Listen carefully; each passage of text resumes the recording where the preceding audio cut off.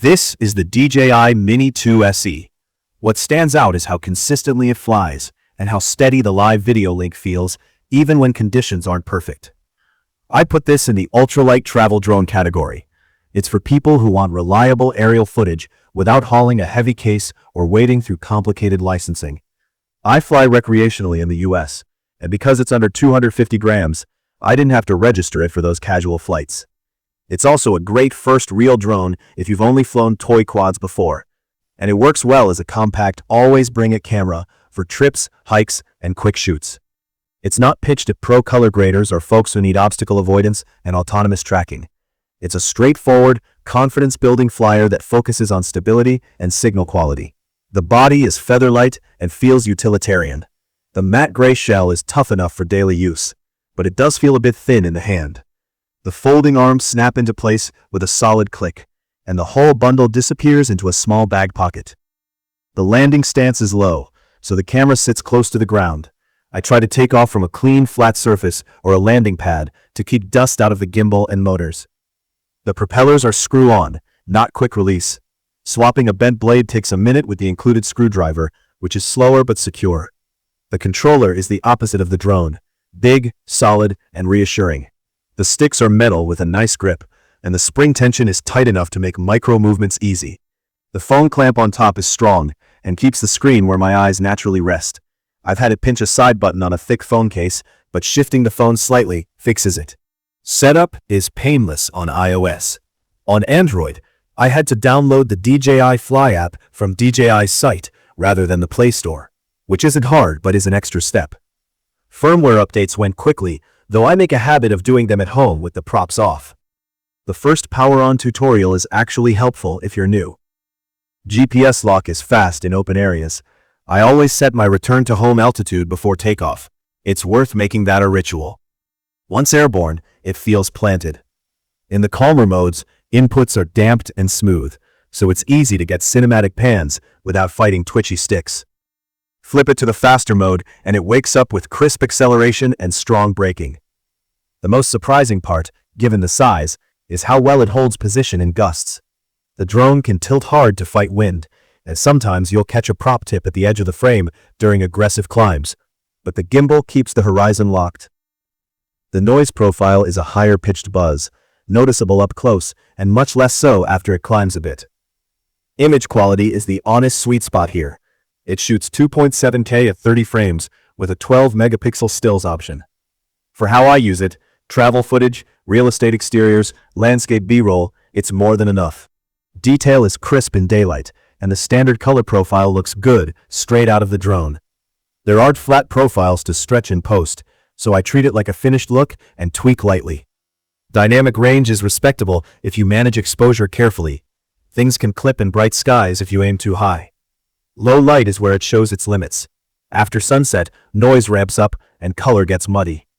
I stop filming when streetlights turn on unless I'm okay with a gritty vibe.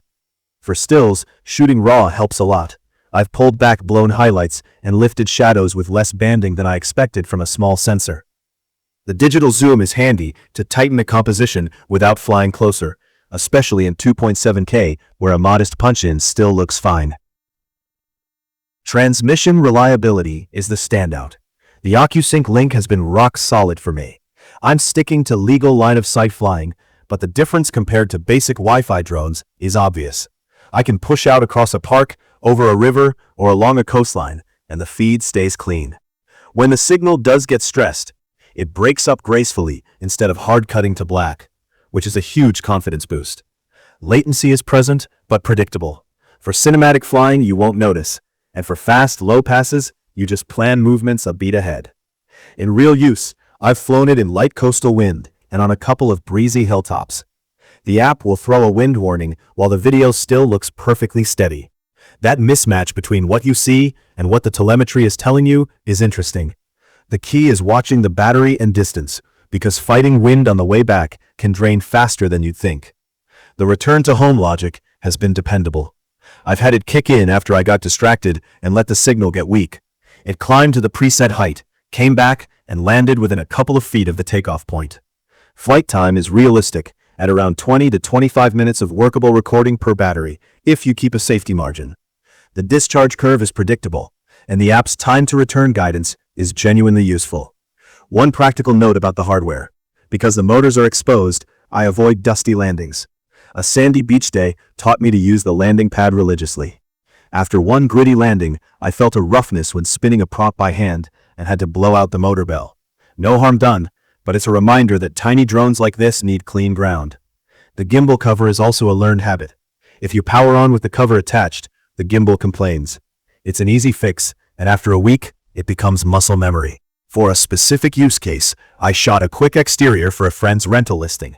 I walked the property, picked a safe takeoff spot, set the home point, and used cine mode for slow reveals of the facade and driveway. I pulled a couple of high-angle shots to show the neighborhood context, then a low, smooth orbit around the backyard. The 2.7K files cut nicely with my 4K timeline after a mild upscale, and the baked-in color saved time. I didn't miss obstacle avoidance because I kept the moves deliberate and flew clear of trees. That's the operating mindset this drone rewards.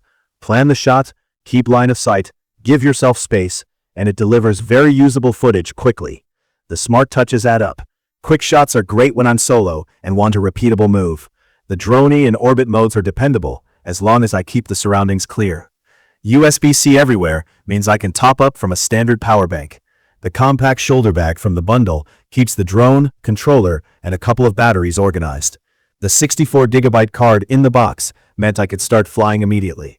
The return to home and low battery logic feel conservative in a good way, favoring safety over squeezing out the last minute of flight. There are honest limitations. No obstacle avoidance means I'm responsible for everything in front, behind, and to the sides, and that rules out autonomous subject tracking. Low light isn't its friend. The Android app path requires grabbing the APK from DJI, which is a minor speed bump. The screw-on props are a bit tedious compared to quick release sets when you're swapping after a nick. And it's easy to forget just how low the gimbal sits until you lift off over loose gravel and see a dust poof on the screen. None of these are deal breakers if you go in with the right expectations. My takeaway is simple. This drone earns its spot in my bag because it's small, predictable, and trustworthy in the air. If you want a lightweight flyer for travel, everyday aerial B-roll, property overviews, or just to learn good stick control without relying on a swarm of sensors, this nails the fundamentals. If you need 10-bit color, 4K across the board, obstacle avoidance, and automated tracking, you'll want to step up the lineup. For everyone else, this is a very capable little tool that focuses on what actually matters during a flight. Stable connection, steady footage, and a stress-free return. I will leave detailed information about the DJI Mini 2 SE in the comments for your reference.